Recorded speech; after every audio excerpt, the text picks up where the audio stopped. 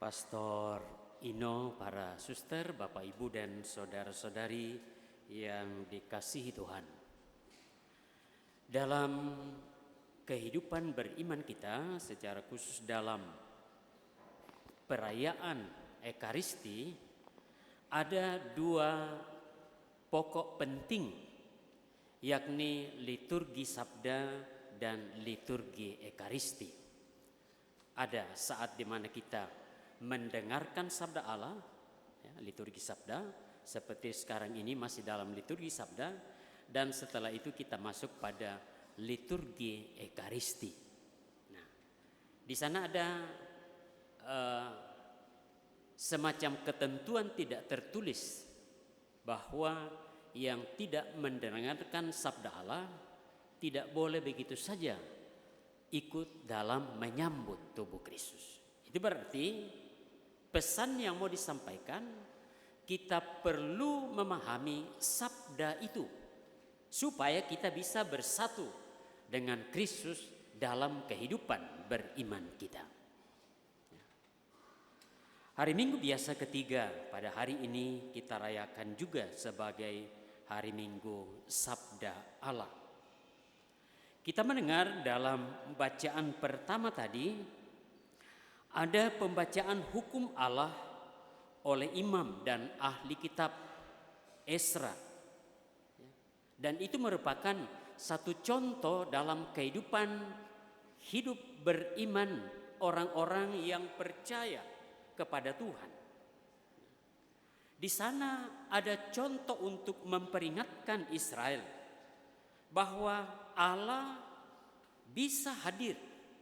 Allah mau hadir dan berkarya di dalam kehidupan bangsa Israel. Dan itu juga berarti Allah bisa hadir dan Allah mau hadir berkarya di dalam kehidupan kita di zaman sekarang ini sebagai orang-orang yang percaya kepada Allah.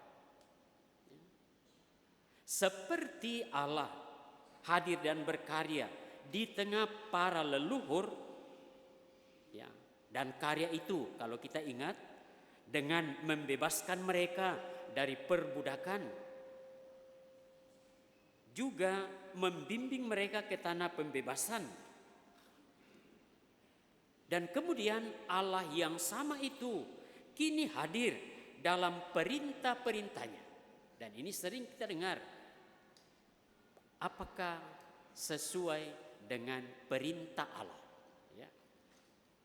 Menyadarkan kita akan Allah yang hadir dan berkarya di dalam kehidupan kita. Oleh karena itu Bapak Ibu dan Saudara terkasih, amat pentinglah untuk menyadari akan Allah yang hadir dalam kehidupan kita, dalam komunitas kita, dalam keluarga kita.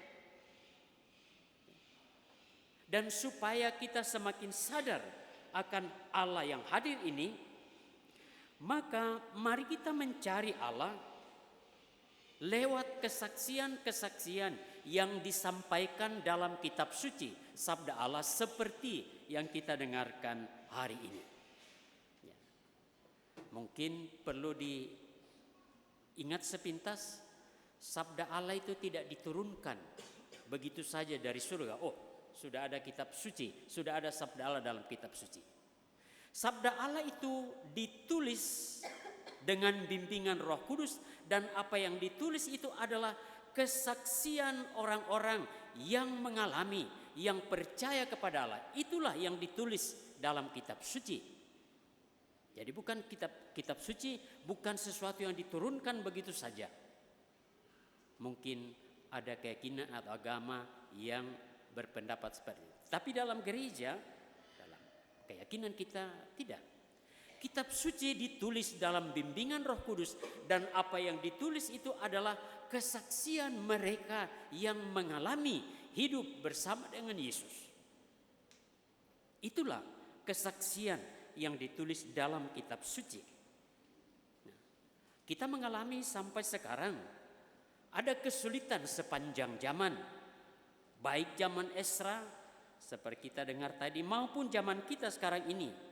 Manusia bergulat dengan misteri kehidupan, Dan misteri kehidupan ini ada yang agung, menggembirakan, menyenangkan, tetapi ada juga yang tragis.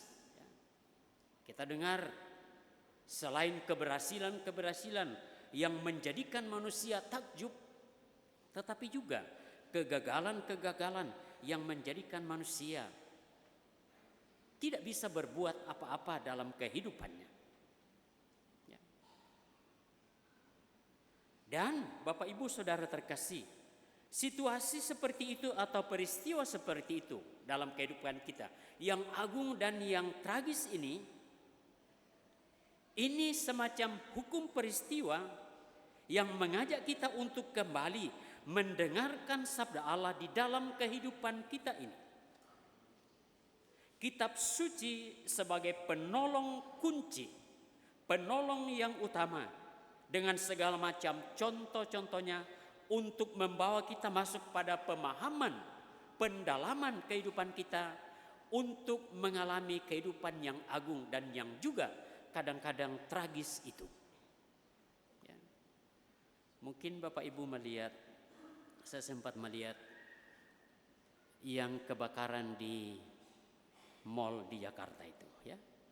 Ternyata ada seorang yang pramugari, dia orang Toraja yang tanggal 3 Januari masih datang ketemu dengan orang tuanya, kembali ke sana, ke tempat itu ternyata ikut terbakar dan meninggal. Jenazahnya sudah tiba, saya lihat tadi sudah sampai di Tanah Toraja.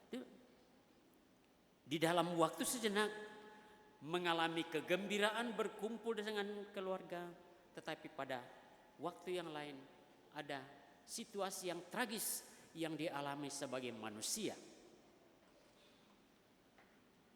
Untuk menjawab situasi seperti ini, lalu kita harus masuk dan membaca, merenungkan, melihat kesaksian-kesaksian yang diwartakan dalam kitab suci.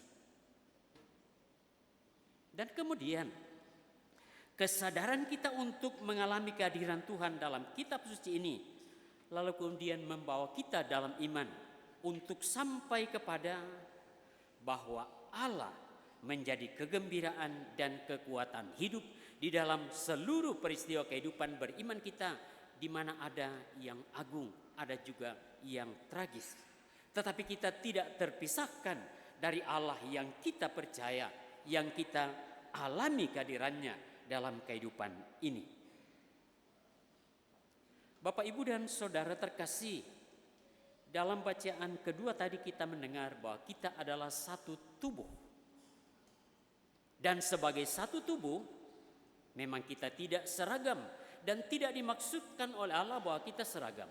Tetapi kita diberi kemampuan masing-masing, talenta masing-masing, tetapi dalam satu tubuh untuk mengambil bagian, menghidupkan yang satu ini sebagai satu keluarga, satu tubuh dalam Kristus sebagai kepalanya.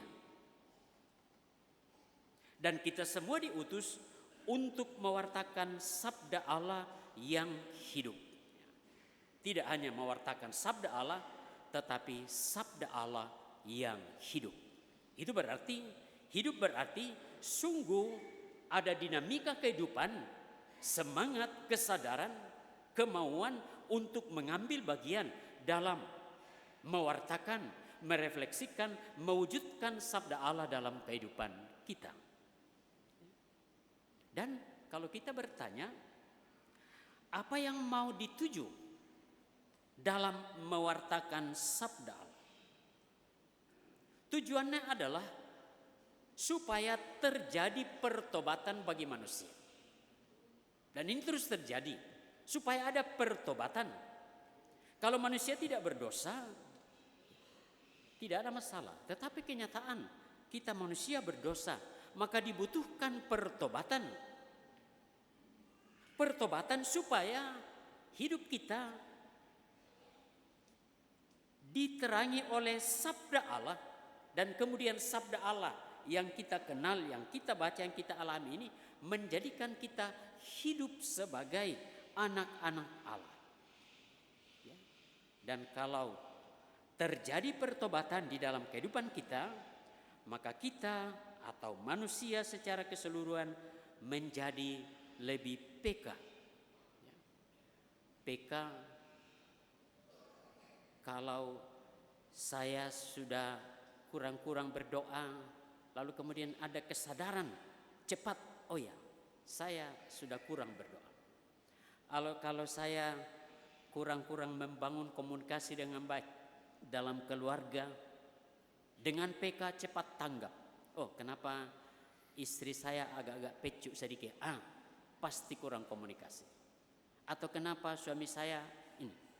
Mungkin ada PK, kesadaran PK untuk menyadari ada yang kurang, yang perlu segera diperbaiki pertobatan tadi, supaya sabda Allah ini sungguh hidup dalam kehidupan kita. Juga terbuka bagi misteri Allah yang memanggilnya di dalam hidup kita. Kita selalu dipanggil oleh Allah dalam hidup ini untuk mengambil bagian, menghidupkan sabdanya dalam situasi kehidupan konkret harian kita. Dan kemudian secara keseluruhan gereja itu termasuk kita, sabda Allah ini terus-menerus ditafsirkan kembali bagi kehidupan kita di setiap zaman. Dan ini tugas seluruh gereja termasuk kita. Kalau di dalam komunitas kita sebagai satu keluarga, ada peristiwa yang terjadi, lalu kita entah suami istri atau anak-anak, di sana kita menafsirkan kitab suci, bagaimana kita memahami peristiwa ini, bagaimana kita menerima peristiwa ini, dan bagaimana kita menjawab peristiwa ini. Di situ kita menafsirkan kitab suci. Tidak perlu memanggil ahli tafsir dulu, Pak, bagaimana caranya, apa yang harus dijawab dengan peristiwa ini. Tidak. Kita masing-masing perlu menafsirkan kitab suci untuk menjawab peristiwa kehidupan kita. Dan supaya kita mampu menafsirkan itu, lalu untuk itulah kita mendengarkan sabda Allah pada hari Minggu. Kadang-kadang ada pendalaman kitab suci, pendalaman sabda Allah, di sana kita mendengarkan supaya kita juga menafsirkannya dalam kehidupan harian kita. Apa kehendak Tuhan dalam peristiwa hidup kita ini? Bapak, Ibu, dan saudara-saudara terkasih, kita bersatu dengan Kristus sebagaimana kita dengar dalam bacaan kedua tadi. Itu juga berarti kita semua mempunyai peranan untuk menampakkan kepenuhannya, kepenuhan Yesus ini di dalam kehidupan kita. Kita mempunyai peranan untuk menampakkan Yesus itu. Maka memang kembali kepada hidup harian kita di sana, seraya kita mendengarkan, membaca, menafsirkan, menjawab kehidupan kita, kita juga dengan demikian menampakkan kepenuhan Tuhan yang kita percaya itu yang hadir dalam kehidupan kita. Dan kemudian janji bagi para bangsa yang kita dengar tadi itu terpenuhi di dalam diri Yesus Kristus. Hal yang sama terjadi dalam kehidupan kita. Kehidupan beriman kita, perjuangan kita akan terpenuhi di dalam diri Yesus Kristus bila mana kita tetap setia untuk mendengarkan, membaca sabdanya, menafsirkannya dan juga melaksanakannya dengan baik dalam kehidupan ini. Maka Bapak, Ibu, Saudara terkasih, sekali lagi dalam rangka hari Minggu Sabda Allah pada hari ini, mari kita setia mendengarkan sabda Allah, membaca sabda Allah. Nanti kalau kembali ke rumah boleh periksa di mana lagi itu kitab suci kita letakkan. Ya. Jangan-jangan sudah terlalu banyak debunya karena jarang dipegang. Ambil, lap baik-baik dan mulai nanti baca, baca, baca kitab suci supaya kita semakin bersatu dengan Tuhan dalam kehidupan beriman kita. Amin.